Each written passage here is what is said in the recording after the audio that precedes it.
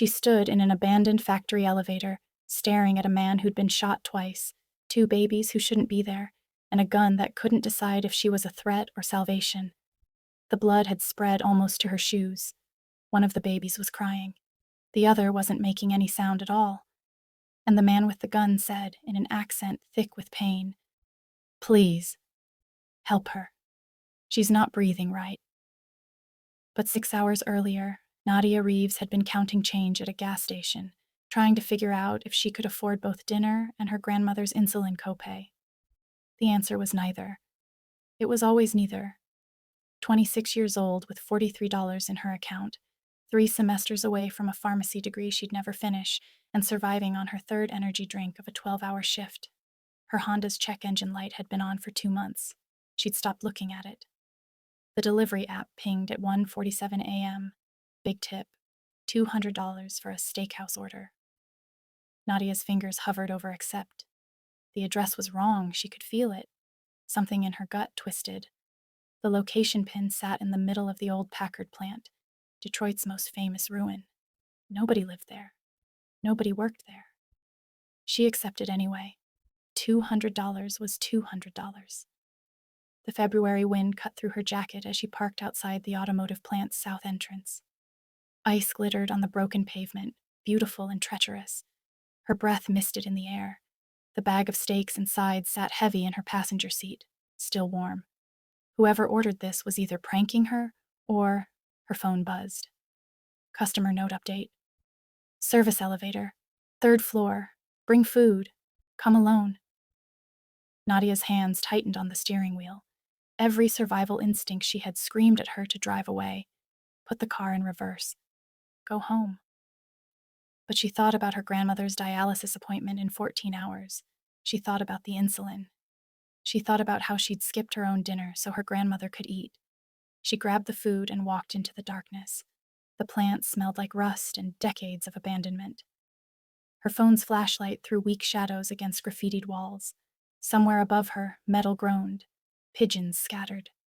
She found the service elevator exactly where the note said. Industrial, large enough to move equipment, the kind of space that could swallow a person whole. The doors stood open. Inside, blood spread in a dark pool across the metal floor. A man sat slumped against the back wall, designer suit soaked black-red. 2 infant car seats flanked him, each holding a baby in a pristine snowsuit, pink, identical, maybe 9 months old. One of them was crying. The other was too still. The man's hand moved. Gun, aimed at her face. No! Nadia's voice came out strangled. Drop it! His accent was thick. Russian, maybe. His hand shook. Drop the food. Back away. She dropped the bag. It hit the floor with a wet sound. You need a hospital. No, hospital. He coughed. Blood bubbled at his lips. Can't. They'll... Another cough. They'll kill us all. The baby on the left made a sound. Not crying. Worse, a rattling, desperate wheeze. Nadia's training kicked in before her fear could stop her. That baby's not breathing right. She took a step forward. The gun tracked her. Stop. If you're already enjoying the story, drop a like and subscribe to join our family. You won't want to miss any of these amazing stories. I'm a nursing student.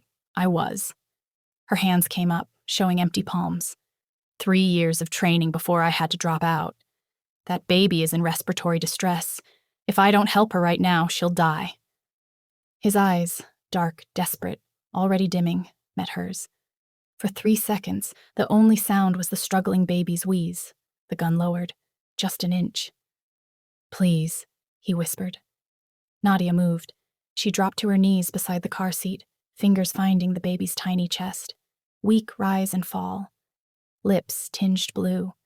She'd done this 100 times on dummies at her grandmother's care facility, taught herself infant CPR on YouTube videos during night shifts. But this was real. This was a 9-month-old dying in front of her. She tilted the baby's head back, checked for obstruction. Nothing. Just respiratory failure from stress or cold or terror. She covered the infant's mouth and nose with her mouth, gave 2 gentle breaths. Watched the chest rise. Compressions. 2 fingers, center of the chest. Careful, careful. Come on, she breathed. Come on, baby, breathe. 15 compressions, 2 breaths, 15 compressions, 2 breaths. The baby gasped, coughed, wailed. Nadia's hands were shaking so badly she could barely lift the infant from the car seat, but she held her close, keeping her warm, checking her color. Pink returned to the little lips. The cries were strong now, healthy, angry. You did it. The man's voice was fading.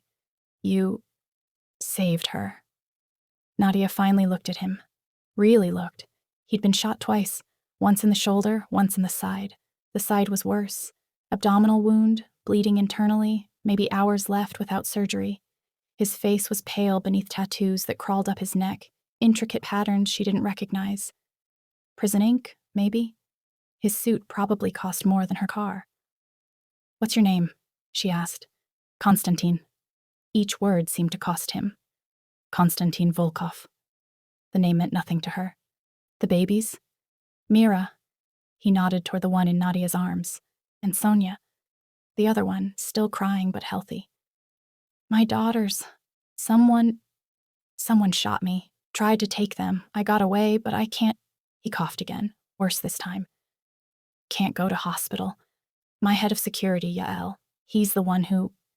He controls all the doctors who would treat me. He'll finish what he started. Nadia's mind raced. Gunshot wounds meant police. Police meant questions. Questions meant she'd be here all night while her grandmother missed her morning medications. But looking at this dying man and these 2 babies, she made a calculation that would destroy her old life completely. My car's outside, she said. Can you walk? I don't know.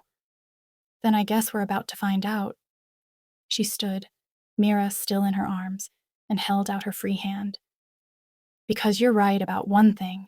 If you stay here, you die, and these babies become orphans. So let's go.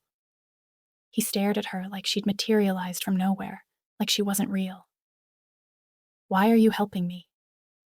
Nadia thought about her grandmother, who'd raised her after her parents died, who'd taught her that sometimes the right choice and the smart choice weren't the same thing, who'd said, right before Nadia dropped out to become her caregiver, don't let them make you small.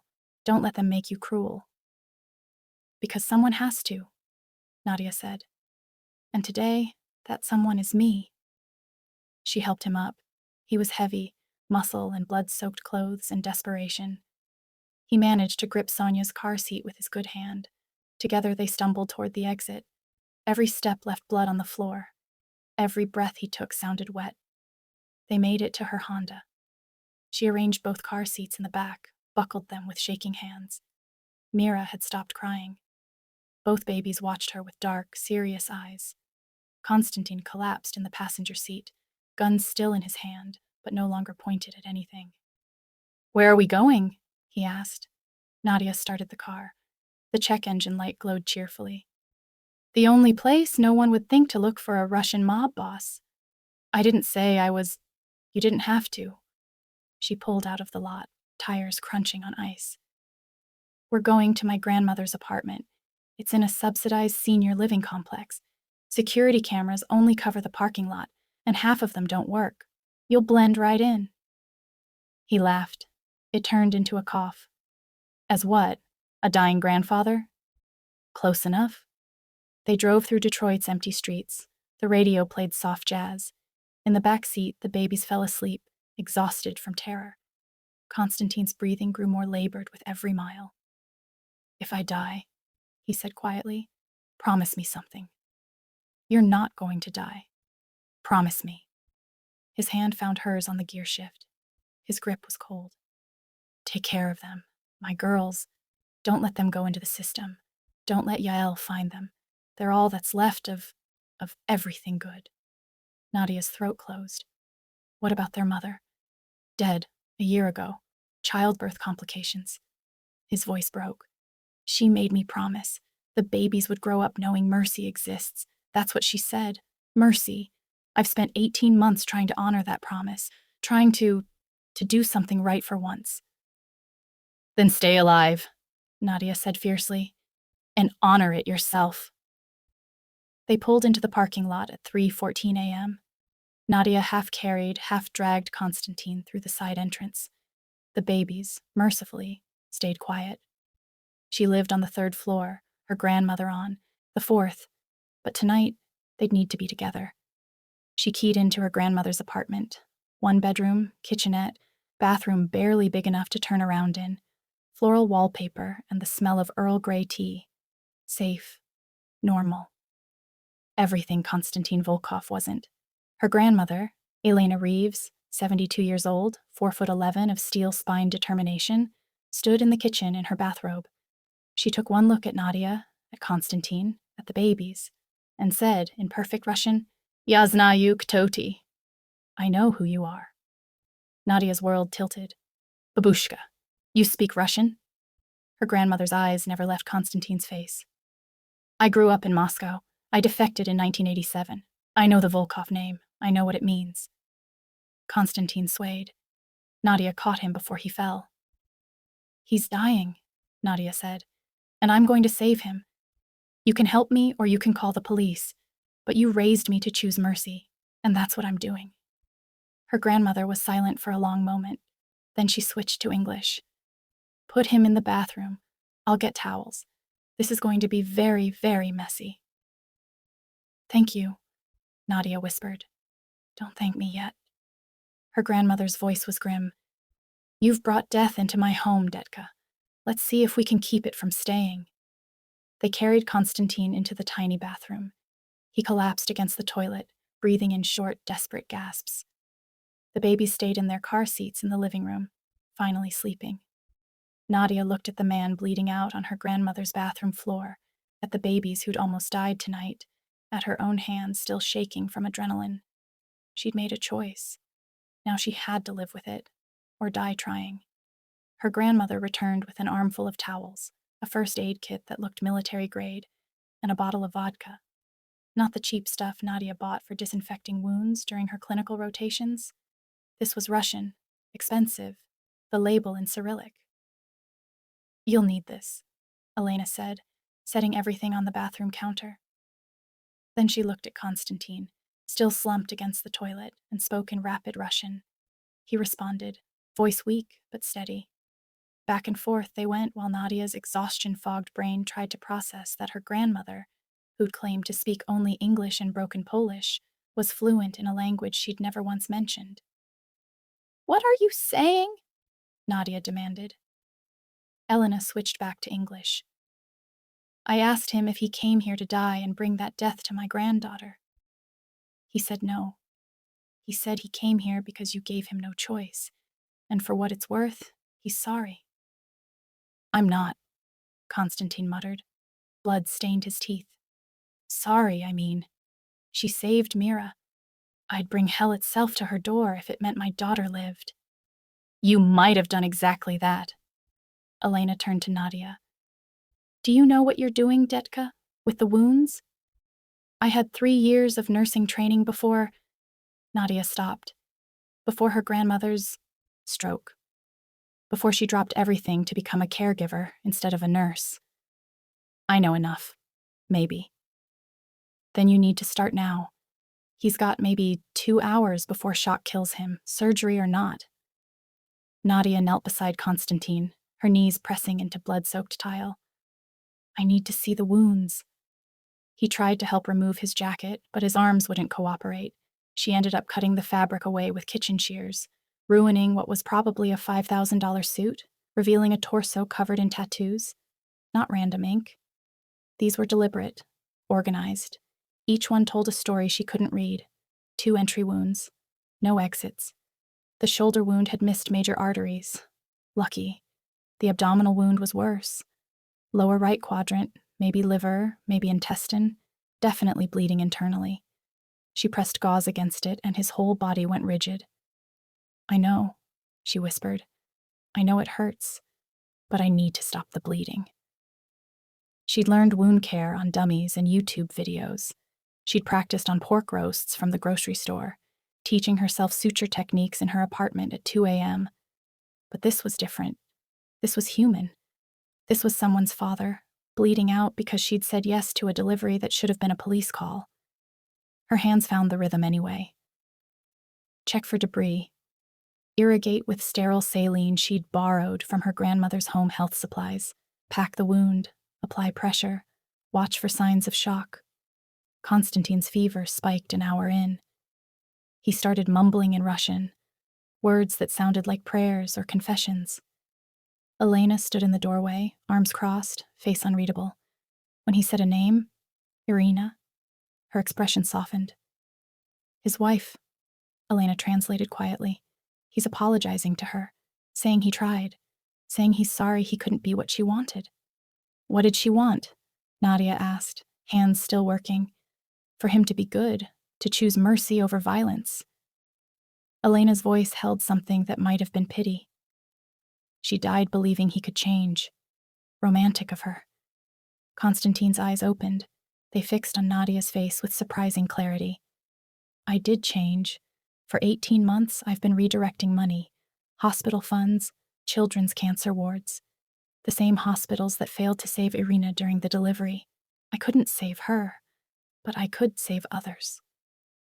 That's why someone shot you, Nadia realized. You were betraying your own organization. Bratva doesn't forgive betrayal. He coughed, and Nadia pressed harder against the wound to compensate for the movement. Yael discovered what I'd been doing, confronted me tonight, shot me in front of my own men and took the girls, said he'd kill them publicly to restore honor. I fought back, got them away, but I can't. His voice cracked. I can't keep them safe. I can't even keep myself alive. Nadia met his eyes. Dark brown, bloodshot, terrified. Not for himself, for them. For 2 9-month-old girls sleeping in the living room. Yes, you can, she said firmly. Because I'm not going to let you die, so shut up, stop apologizing to your dead wife, and let me work. Something flickered in his expression. Surprise, maybe. Or hope. She extracted the shoulder bullet first. It had lodged in muscle, relatively clean. The abdominal one was trickier. She had to go deeper, her fingers slick with blood, searching by feel for the piece of metal that didn't belong. When she finally pulled it free, he made a sound that tore through her. Done, she gasped. It's done. You're sure? No. I'm a dropout with veterinary supplies and YouTube training, but you're not dead yet, so I'm calling it a win. He laughed. Actually laughed, then winced. Don't make me laugh, please. Then don't make me explain why I'm doing this. She began suturing, each stitch careful, precise. Her professors would have failed her for the technique. Too slow, too hesitant, but the wounds closed. Because I don't have a good answer. I should have called the police. I should have driven away. I should have done literally anything except bring a mob boss to my grandmother's apartment and perform surgery with crafting supplies. Yet you did. Yet I did. She tied off the final suture. There. You're not fixed, but you're stable. Maybe. Elena appeared with clean towels and a basin of warm water. Together they cleaned the worst of the blood, changed Konstantin into sweatpants that had belonged to Nadia's grandfather, dead 10 years, but his clothes still hung in the closet, waiting. They moved him to Elena's bed. He protested weakly, but between the two of them, they got him horizontal. The babies, miraculously still sleeping, stayed in their car seats beside the bed. Nadia found formula in Konstantin's bag, bottles, diapers, everything they'd need. He'd prepared for running, just not for getting shot. It was 5:47 a.m. when Nadia finally sat down in the living room, her whole body shaking with delayed adrenaline. Elena brought her tea. Real tea, the kind her grandmother only served on special occasions. You did well, Elena said quietly.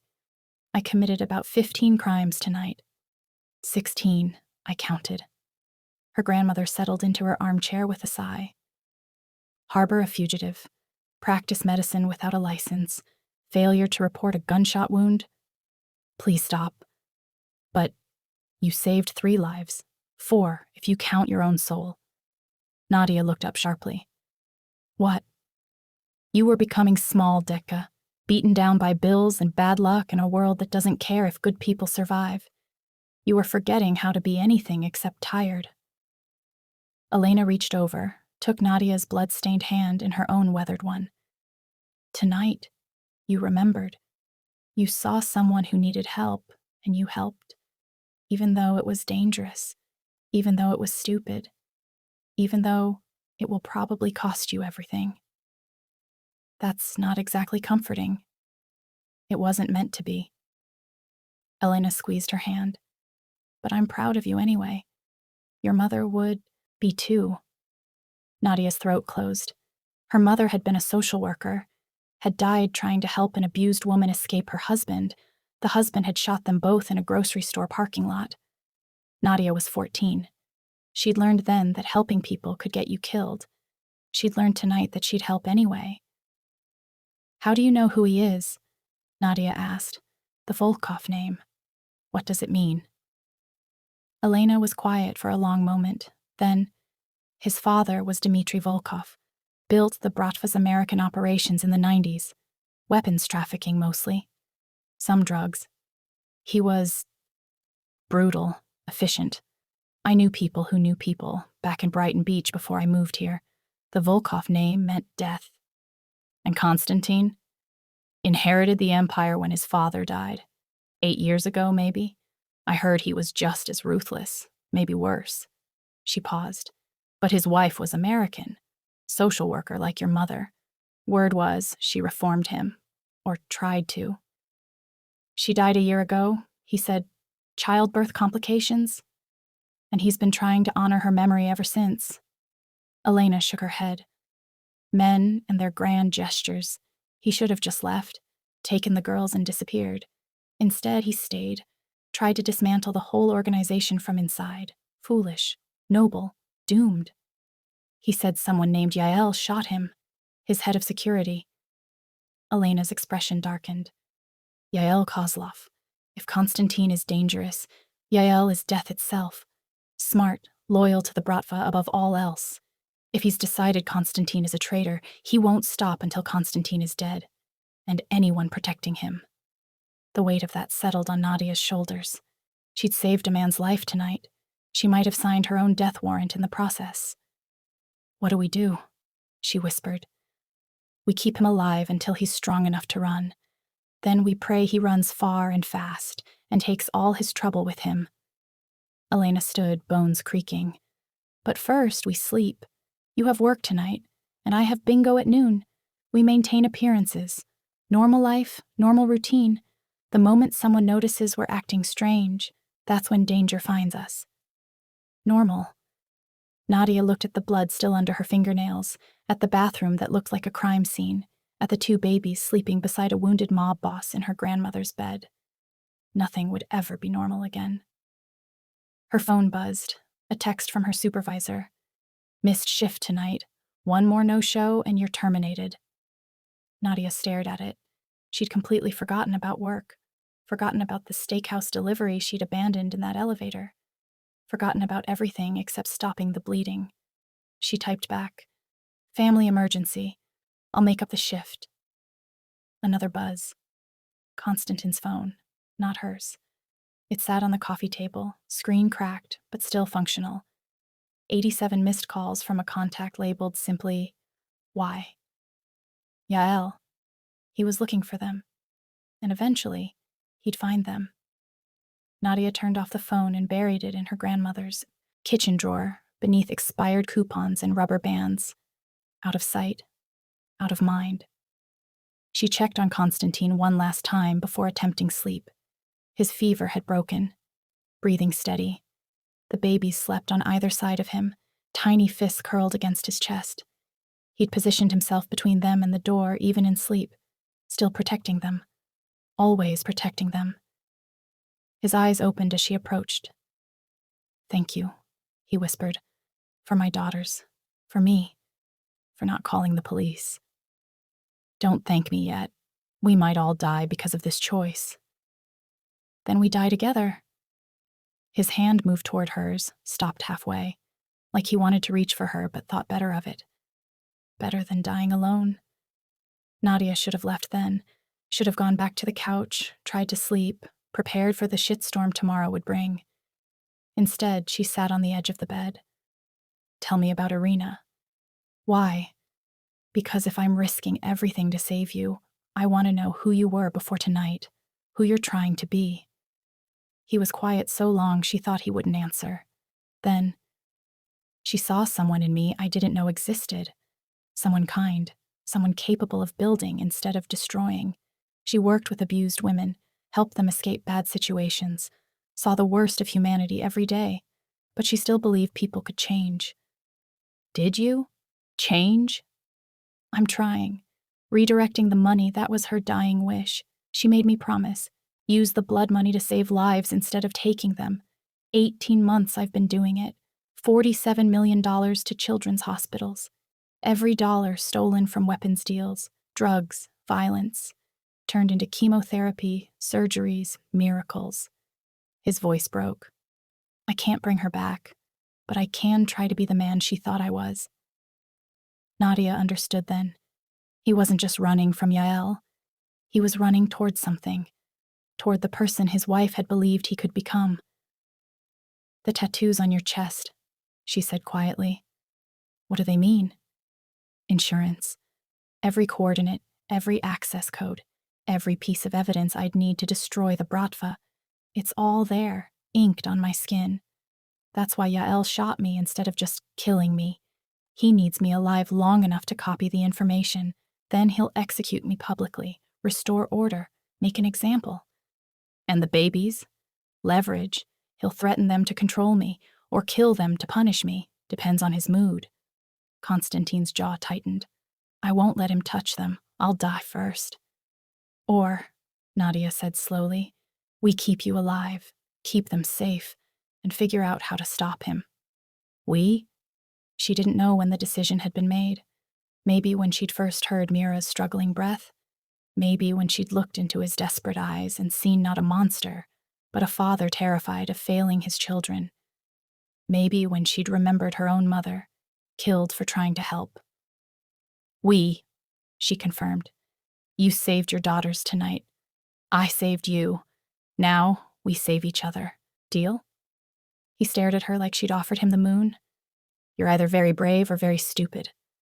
Probably both. She stood, exhausted down to her bones. Get some sleep. Tomorrow we figure out what happens next. Nadia. He caught her hand. His grip was warm, steady, alive. If things go bad, if Yael finds us, you run. Take the girls and run. Promise me. No. Please, no. She met his eyes, unflinching. I don't run. I stay, I fight, and I win. That's the deal. For the first time since she'd found him, Konstantin Volkov smiled. A real smile, not the grimace of pain or the bitterness of defeat. A smile that transformed his face into something almost gentle. Then I'm glad you found me, he said quietly. Even if it kills us both. Nadia squeezed his hand once, then let go. It won't. I won't let it. She left him there, surrounded by his daughters, protected by an old woman who knew his family name and a delivery driver who couldn't afford her own dinner. The most unlikely fortress in all of Detroit. But somehow, in that moment, it felt unbreakable. Nadia woke to the sound of babies crying and the smell of coffee. For half a second, she thought she'd dreamed everything. Then she saw the blood still crusted under her fingernails. Not a dream. A choice. In the bathroom, Elena was running water, preparing for morning medications and the elaborate routine that kept a 72-year-old body functional. Nadia found Konstantin in the bedroom, propped against pillows, both babies on the bed beside him. He was trying to warm bottles one-handed, his wounded shoulder making the task nearly impossible. Here. She took over without asking, testing the formula temperature on her inner wrist the way she'd learned from YouTube videos and her clinical rotation in pediatrics. You're going to tear your stitches. They're hungry. They're babies. They're always hungry. She handed him the first bottle, watched as he cradled Mira against his chest with practiced ease. His hands, which had held a gun hours ago, were gentle, patient. How long have you been doing this alone? Since Irina died. 14 months. He positioned the bottle carefully, watched his daughter latch on. The Bratva wanted me to hire a nanny. I refused. These girls are all I have left of her. I won't let anyone else raise them. Nadia picked up Sonia, who'd been escalating from fussing to full screams.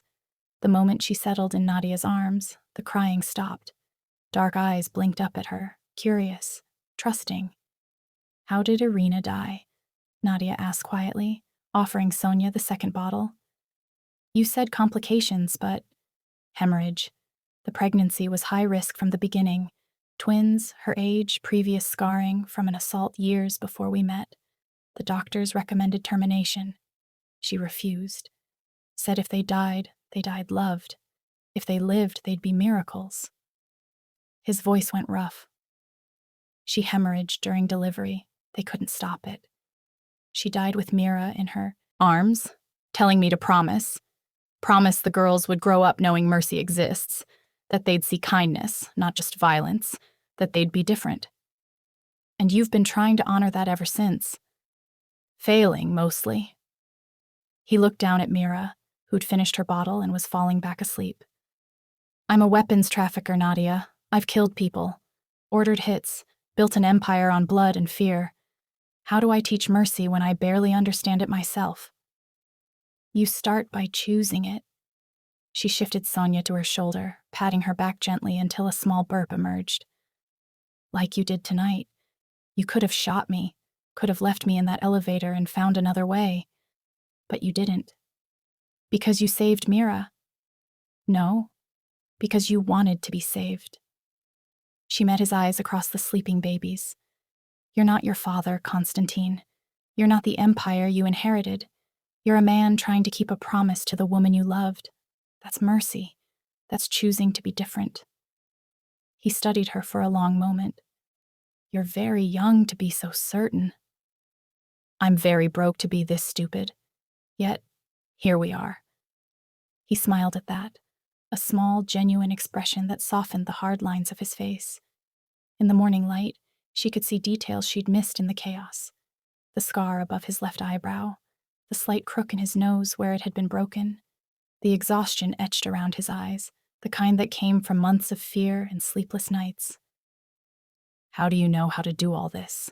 he asked, watching as she expertly burped Sonia. "The medical care, the baby care.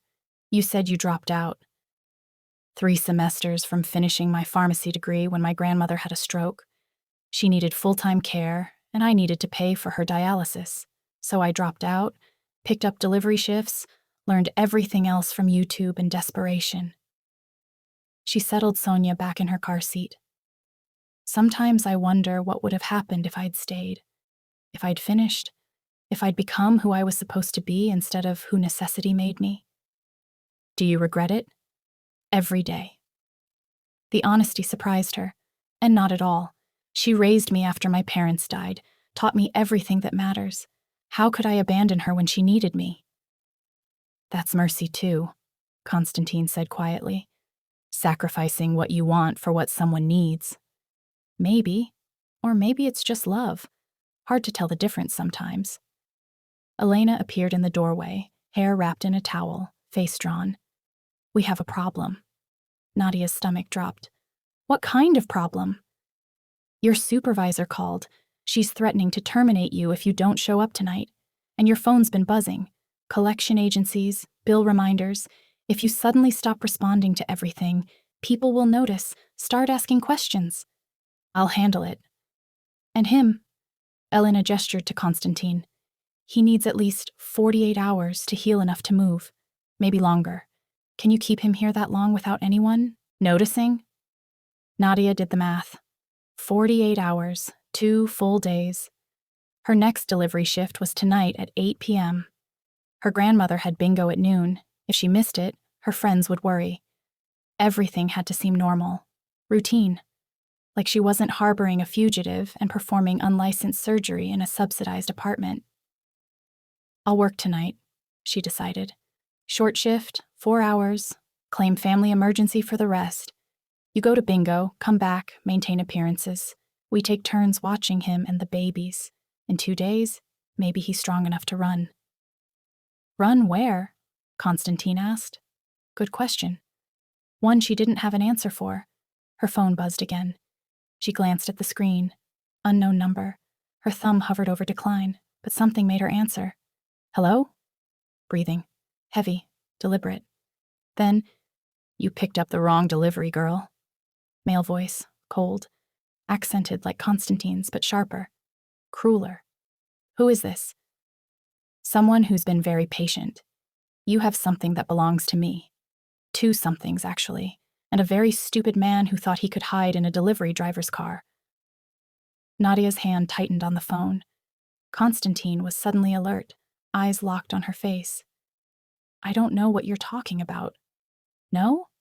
Then explain why your phone's GPS put you at the Packard plant last night. Explain why you accepted a delivery for an address that doesn't exist. Explain why Konstantin Volkov and his daughters disappeared exactly 93 minutes after you arrived. Ice flooded her veins. I delivered food. That's my job. You delivered yourself into a situation you don't understand. But I'm reasonable. I'll make you an offer. I'm not interested. You will be. The voice turned almost pleasant. There's a park near your apartment, Washington Park. Be there tomorrow at noon, alone. Or I start killing people you love. Your grandmother first, then your old nursing school classmates, then anyone who's ever been kind to you. I have a list. I've been watching you for a very long time, Nadia Reeves. He knew her name, her grandmother, her past. What do you want? Bring me Constantine, alive. The babies can stay with you if you prefer. I only need him. Do that, and you walk away. Everyone you love stays safe. Refuse, and I make you watch them die one by one before I put a bullet in your head. The line went dead. Nadia stood frozen, phone pressed to her ear like she could force him to come back, to take it back, to make this not real. It was Yael, Constantine said, not a question. He knows where we are. He knows my name. He's been watching. Her voice cracked.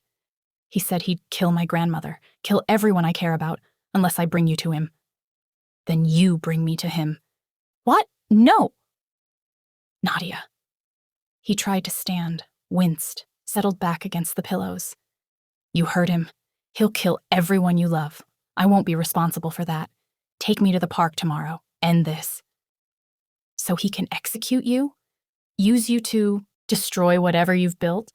Torture information out of you while your daughters grow up orphans? She was shaking. No, absolutely not. You have a better idea? Not yet, but I will. She turned to her grandmother. He said Washington Park, tomorrow at noon. That's when you have bingo. He knows your schedule. He's been watching us. Elena's face had gone pale, but her voice stayed steady. Then, we don't go to bingo. We don't go to the park. We stay here. We prepare. And we find another way. There is no other way. Konstantine's voice was flat, final. Yael Kozlov is the best tracker the Bratva has. If he's found you this fast, he'll find you again, and again, until everyone around me is dead. Then we call the police, Nadia said desperately. And tell them what? That you're harboring a fugitive? That you performed surgery without a license? That you've been an accessory to dozens of federal crimes in the last 12 hours? He shook his head. The moment police get involved, you go to prison. Your grandmother goes to prison. The girls go into state custody, and Yael takes them anyway because the system won't protect them from a man like him. He was right. Nadia knew he was right. But the alternative, handing him over, watching him die, felt impossible. There has to be something we can do, she whispered. Constantine was quiet for a long moment, eyes distant.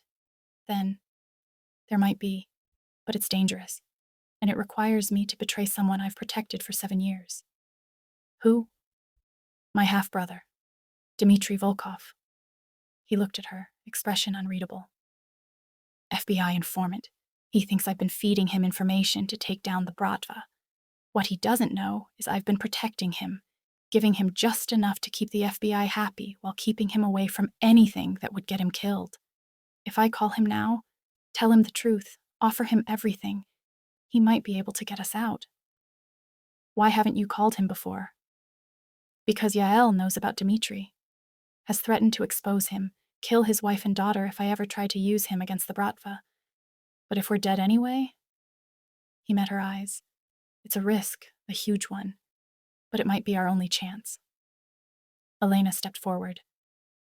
What exactly are you offering him? Everything. Every name, every account, every piece of evidence I've been collecting for 18 months. The complete infrastructure of the Volkov Empire. Enough to bring down every major player in the American Bratva. His jaw tightened. In exchange for witness protection, for all of us, you, Nadia, the girls, new identities, new lives, far away from here. Nadia's mind raced. Witness protection meant disappearing, meant leaving everything, her apartment, her grandmother's medical team, the life she'd built from scraps. But it also meant living, meant the babies would be safe, meant Konstantin could finish what his wife had started. Your brother, she said slowly. Will he help? I don't know. We haven't spoken. In 2 years. He thinks I'm using him. He's not wrong. Konstantin's expression was bleak. But he's the only chance we have. Unless you want to walk me into that park tomorrow and watch Yael put a bullet in my head. I already told you, Nadia said fiercely. I don't run, I don't surrender, and I don't watch people die when I can save them. Even if saving me costs you everything? She thought about her mother, shot in a parking lot for trying to help. Thought about her grandmother, who'd defected from Soviet Russia and built a life from nothing. Thought about Irina, who died believing the man she loved could change. Especially then, Nadia said. Make the call. Konstantin's phone, the one Nadia had hidden in the kitchen drawer, came back out. He stared at it like it was a weapon. Maybe it was. If I call Dmitri, Yael might track it. He has people in the bureau. The moment the call connects, we're exposed. Then make it fast, Elena said, and pray your brother answers. Konstantin dialed. The phone rang once, twice, 3 times. Don't pick up, Kostya. Whatever you're calling for, I can't help you.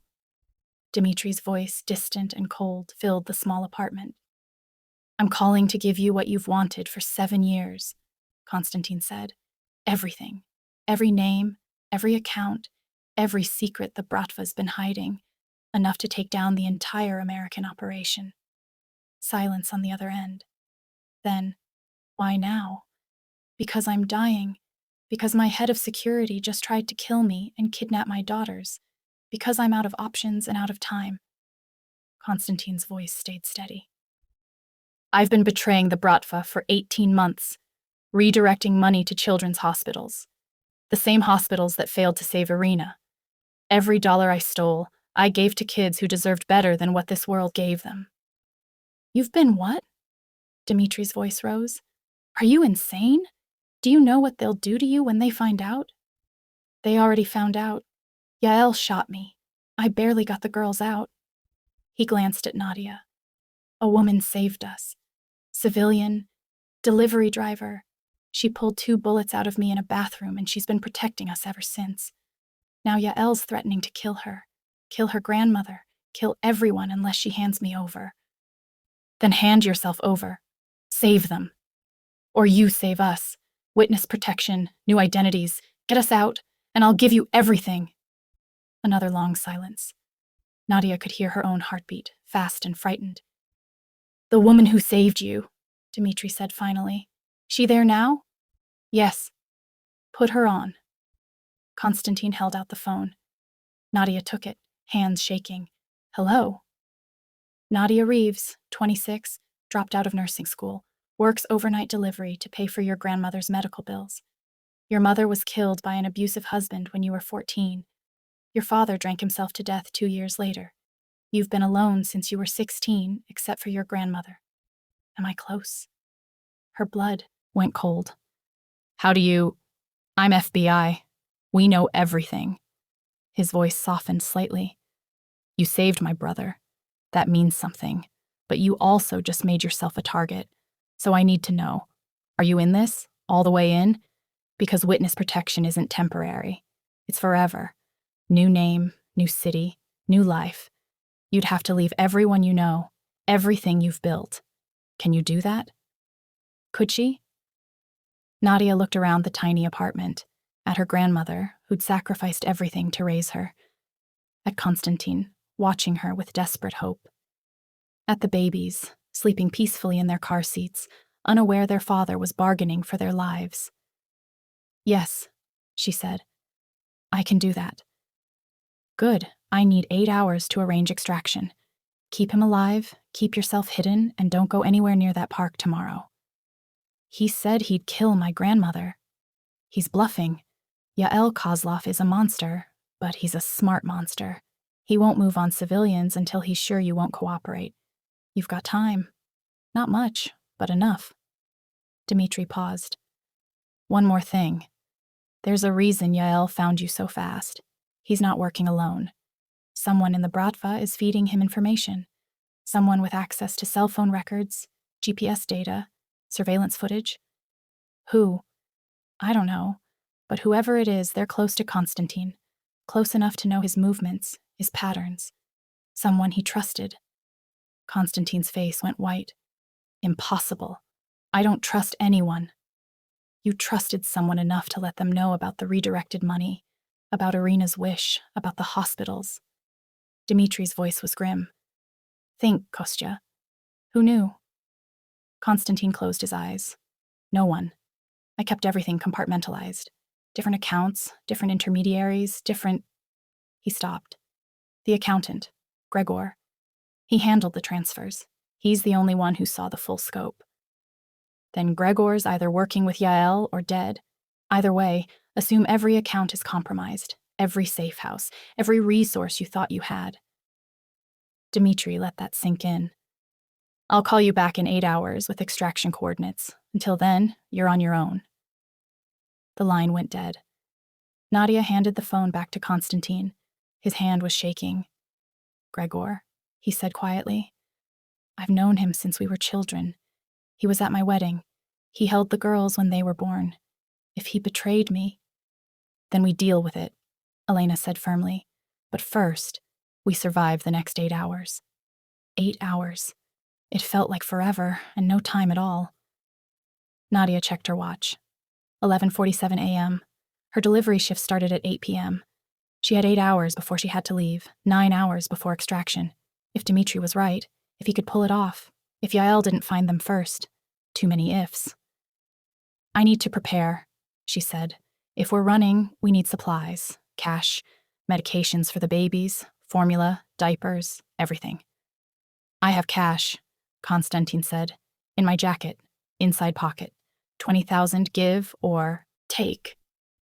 She found the jacket, blood-soaked, ruined, and the pocket. The money was there, vacuum-sealed in plastic. Bills that looked brand new. This is too much, she said. It's not enough, but it's what I have. He met her eyes. Take it. Buy what we need. And Nadia, thank you for believing me, for helping when you had every reason to run. I told you, she said softly. I don't run. She left Elena with Constantine and the babies, took her grandmother's car, less recognizable than her Honda, and drove to 3 different stores, paid cash, kept her head down, bought formula, diapers, baby clothes, first aid supplies, burner phones. At a pawn shop, she bought a gun. She'd never held one before, never wanted to. But she held it now, felt its weight, paid the man in cash and didn't ask questions. Back at the apartment, she found Constantine sitting on the edge of the bed, color better, breathing easier. The babies were awake, babbling at each other in that wordless twin language. Elena had made soup, actual food, the first any of them had eaten in almost 24 hours. You bought a gun, Constantine observed. I bought a gun. Do you know how to use it? YouTube can probably teach me. He almost smiled. Give it here. She handed it over. He checked the magazine, the safety, the action. Then he looked at her seriously. If Yael comes before extraction, if something goes wrong, you aim center mass. You don't hesitate. You don't warn him. You just shoot. Understand? I'm not a killer. You will be if it means saving the people you love. He handed the gun back. The safety's here. Point and squeeze. It'll have kicks, so brace yourself. And Nadia, if it comes down to it, if you have to choose between shooting him and protecting the girls, you protect the girls. Promise me." "I promise." But she was lying. If it came down to it, she'd protect all of them, even if it killed her. They ate soup in tense silence, fed the babies, changed diapers, practiced being normal while the clock counted down toward extraction or disaster. At 3 p.m., Nadia's phone buzzed. Text from her supervisor. "Your schedule tonight, don't be late." She'd almost forgotten about work, about bills and shifts and the ordinary world that kept spinning while she harbored a fugitive. "I have to go," she said. 4-hour shift. I'll be back by midnight." "Don't go," Constantine said immediately. "It's not safe." "If I don't show up, I lose my job. If I lose my job, my supervisor calls to check on me. People start asking questions. We need everything to seem normal until extraction." She picked up her jacket. "I'll be fine. It's just deliveries." "Nadia, 4 hours," she repeated. "Then I'm back. Elena will stay with you. You'll be safe." She didn't believe it, neither did he, but they both pretended. At the door, he caught her hand. His grip was warm, steady, alive. "Be careful," he said quietly. "Please." "I'm always careful." "You're the least careful person I've ever met. You pulled bullets out of a mob boss with craft supplies and YouTube tutorials. And you're still alive? So maybe my recklessness works." He smiled at that, genuine, warm, transforming his face into something almost gentle. "Maybe it does."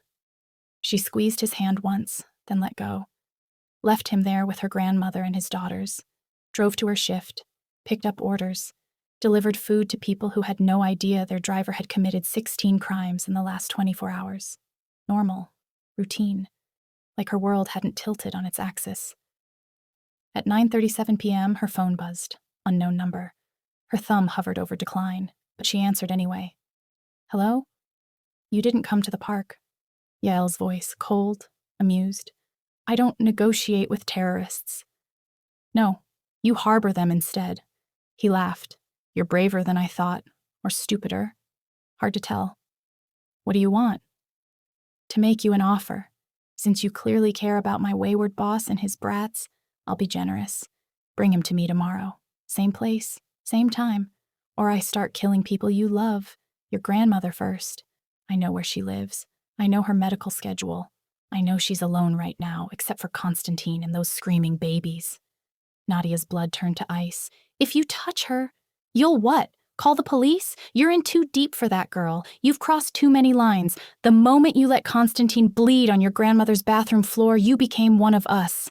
A criminal, a fugitive, someone who will spend the rest of her life looking over her shoulder." His voice dropped. "Unless you make the smart choice.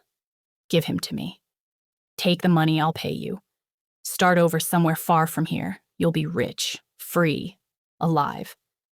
"I'm not giving him to you." "Then I'll take him, and I'll make you watch what I do to him before I kill you too." Pause. "You have until noon tomorrow. Think about it. Think about what matters more. A man you just met, or everyone you've ever loved." The line went dead. Nadia sat in her car outside a Taco Bell, hands shaking so hard she could barely hold the phone. Yael was right. She was in too deep. She'd crossed lines she couldn't uncross. She'd become someone she didn't recognize. But she'd also saved 3 lives, and she'd do it again. She finished her shift, delivered the last order, drove back to the apartment at 11:53 p.m., parked in the usual spot, checked her surroundings, clear, walked inside, took the stairs, opened the door, and found Constantine standing in the middle of the living room, gun in hand, babies crying behind him. "He's here," Constantine said quietly. "Yael's here. He's been watching the building. I saw him on the street. We need to run. Now." The 8 hours weren't up. Dimitri hadn't called. They had no extraction point, no plan, no way out. Just a wounded man, 2 babies, an old woman, and a delivery driver with a gun she barely knew how to use. "Where do we go?" Nadia whispered. Constantine met her eyes.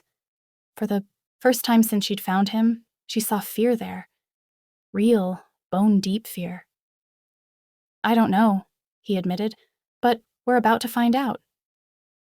If you're enjoying the story, drop a comment and tell us where you're watching from. We love to hear from our viewers across the world. Don't forget to like and subscribe to secure your spot for our next video. The knock came at exactly midnight. Heavy. Insistent. Not the knock of someone who expected an answer. The knock of someone who knew you had no choice but to open the door. Constantine moved fast despite his wounds, grabbed both car seats, positioned himself between the door and everyone else. The gun in his hand looked natural, like it belonged there. Elena appeared from the bedroom, walker in hand, looking frail and elderly, but her eyes were sharp, alert. She nodded once at Nadia, a signal they'd never discussed, but Nadia understood instinctively. Play along. Nadia opened the door. A man stood in the hallway. Maintenance uniform, clipboard. Completely wrong. The uniform was too new, too clean. The clipboard held blank pages, and his eyes, cold, assessing, swept the apartment with professional efficiency. "Building maintenance," he said in accented English. "Reports of water leak from this unit." "No leak here," Elena said, shuffling forward with her walker.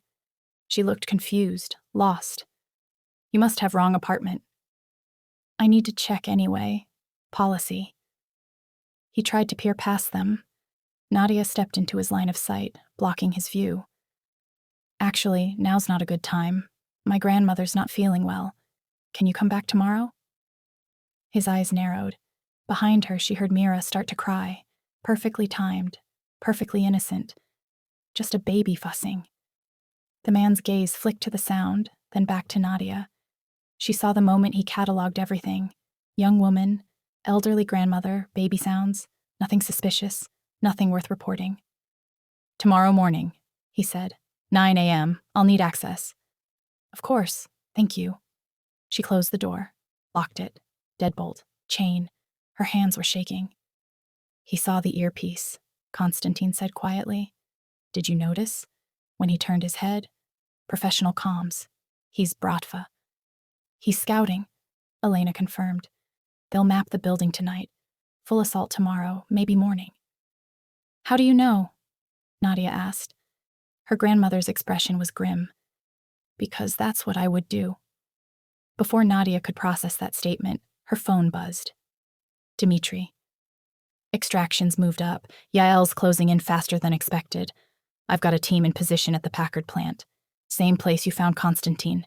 Be there in 30 minutes. Don't bring anything you can't carry. Don't stop for anything." That's where he shot Constantine. Where this started. "I know. But it's also the last place Yael expects you to go.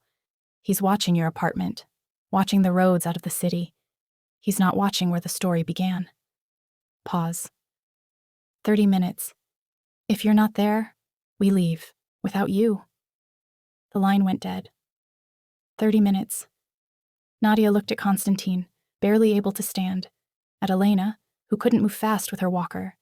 At two babies who would need to be carried, fed, kept quiet. Impossible. "We'll make it," Constantine said, reading her expression. "We don't have a choice." "Your grandmother can't move fast enough," Nadia said to Elena. "If we have to run, then you run. I'll slow them down." "Absolutely not. Detka."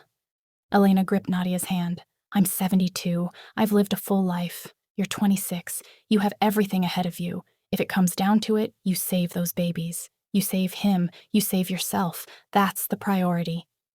I'm not leaving you. You will if I tell you to." Elena's voice turned steel hard. "Now pack. Fast. Take only what matters." They moved like a machine. Constantine grabbed the diaper bag he'd brought. Formula, bottles, clothes for the girls. Elena threw together a first aid kit, medications, cash she'd been hiding in tea tins. Nadia packed a backpack, baby supplies, burner phones, the gun, ammunition she'd bought but prayed they wouldn't need. 23 minutes left. Getting out of the apartment was the easy part. Getting to the car without being seen would be harder. Nadia peered through the peephole, empty hallway. But for how long? "Service stairs," Elena said. Back of the building. No cameras that work.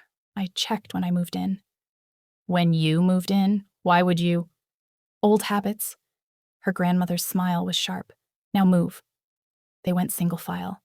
Elena first with her walker, moving faster than Nadia had seen in months. Constantine behind her, both car seats balanced somehow despite his wounds. Nadia last, gun in her jacket pocket, finger near the trigger. The service stairs smelled like mildew and cigarettes. Their footsteps echoed too loud. Every sound felt like a siren announcing their escape. Ground floor. Elena pushed through the exit door. Alarm disabled, Nadia noticed. When had her grandmother done that? They reached the parking lot. Elena's car sat in its usual spot, old but reliable. They loaded quickly, babies in back, secured in seconds. Constantine in passenger seat, gun ready. Elena behind Nadia. I'll drive, Elena said. You can barely walk. But I can drive. And I know every back road in this city. The routes that don't have traffic cameras. The paths that won't put us on anyone's radar. She held out her hand for the keys. Trust me, Detka. One last time. Nadia handed them over.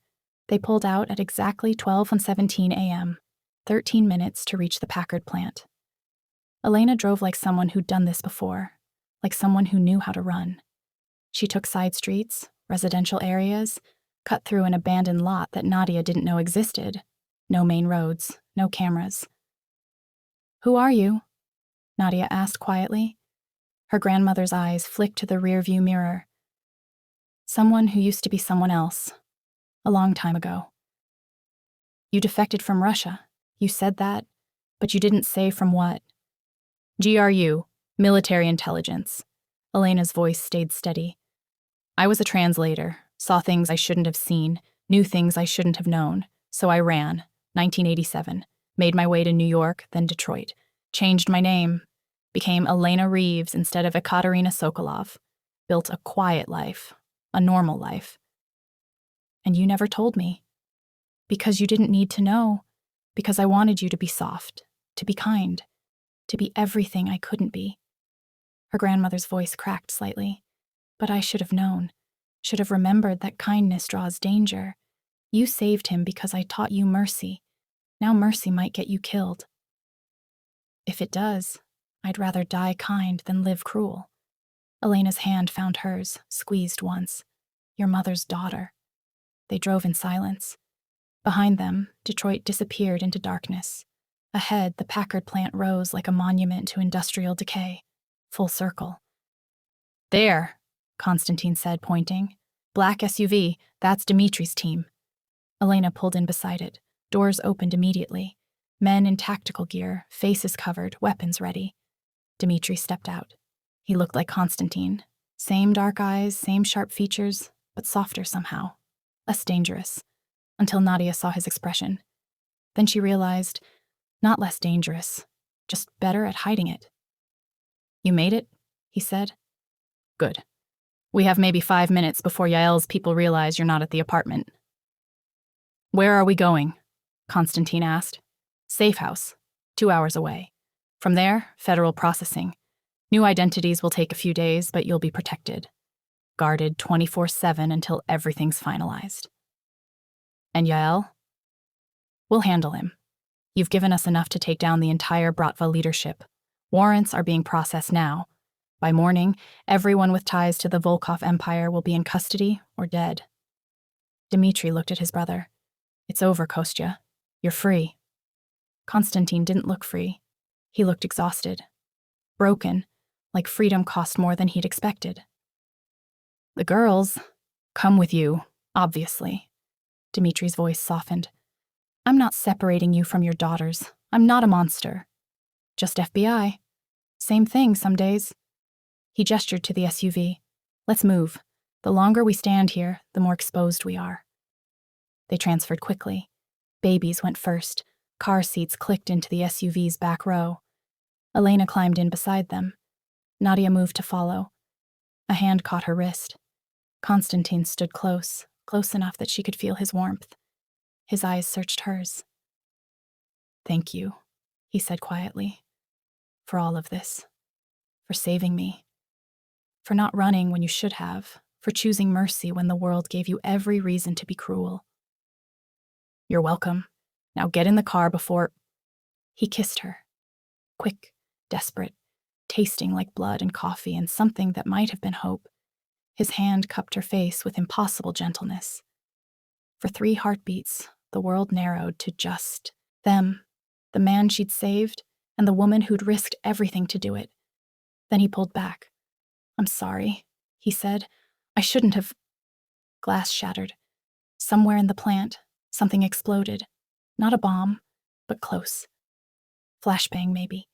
Smoke poured from the south entrance. Dimitri's team scattered, weapons raised.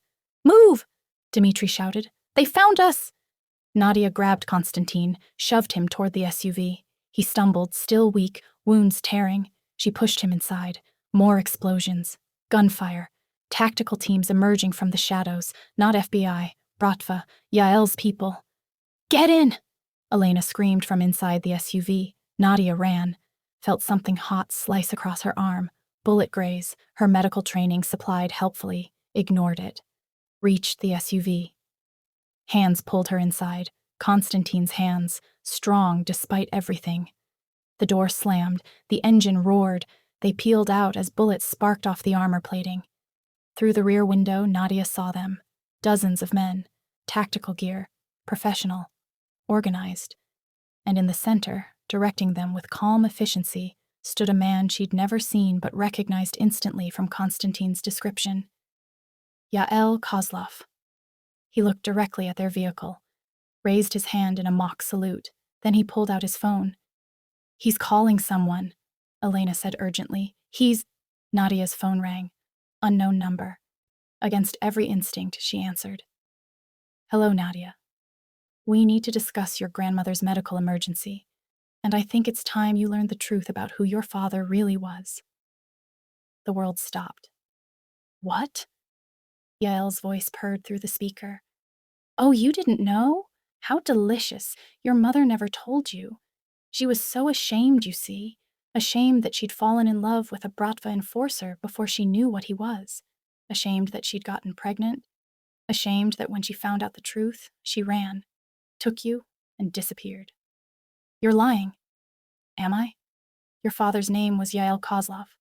I am Yael Kozlov, which makes you, my dear, my daughter, my blood, my legacy, whether you accept it or not. Nadia couldn't breathe, couldn't think. The world tilted sideways. No. My father died when I was young. Your mother lied. She told you he drank himself to death. Really, I just stopped looking for her, stopped caring. I had other priorities. His voice turned cold. But I've been watching you, Nadia. Your whole life I've watched, waiting to see if you'd inherit my gifts, my strength, my cunning. And look at you now, harboring a fugitive, performing surgery, lying to authorities, carrying a gun. You're more like me than your soft-hearted mother ever was. I'm nothing like you. You killed for him, didn't you? In that firefight just now. When you thought no one was watching, you pulled that trigger, felt it kick, watched a man fall, and you'll do it again to protect him, to protect those babies. Because deep down, you know, violence is in your blood.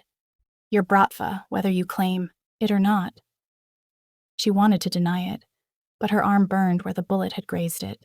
Her hands were steady on the gun, and somewhere in the chaos, yes, she'd fired. Seen someone drop. Not known if she'd killed them, not cared, because they were shooting at the babies, at Constantine, at her. What do you want? She asked, voice hollow. What I've always wanted. Konstantin Volkov. Bring him to me, and I'll forget about your betrayal. I'll give you $5 million and let you walk away. You can start over. Be anyone you want. My daughter, rich and free. Pause. Or refuse, and I kill everyone in that vehicle except Konstantin. Slowly, painfully, while he watches. Then I kill him. Then I raise his daughters myself, teach them the old ways, make them into proper Volkov heirs. You're insane. I'm practical. You have 12 hours. I'll send coordinates. Come alone with Konstantin, or everyone you love dies screaming. His voice softened. I'm giving you a chance, daughter, to choose your blood over a stranger you just met. Don't disappoint me. The line went dead. Nadia sat frozen, phone still pressed to her ear. Around her, everyone stared. Is it true? She whispered. Did you know? Elena's face had gone pale. I suspected. After I saw Yael's name in the news years ago, connected to the Bratva, I thought maybe, but your mother never confirmed, never spoke about your father at all. Because he was a monster. The words tasted like ash. My father is Yael Kozlov, the man trying to kill us, the man who orchestrated all of this. She turned to Constantine. Did you know? No. His voice was firm. I swear. Yael never mentioned a daughter, never spoke about a family. He's been watching me, my whole life, he said, waiting to see if I'd become like him. Horror crashed over her. That delivery, the app glitch, he sent me to you deliberately. He wanted me to save you, to keep you alive long enough to extract information. He's been using me from the beginning.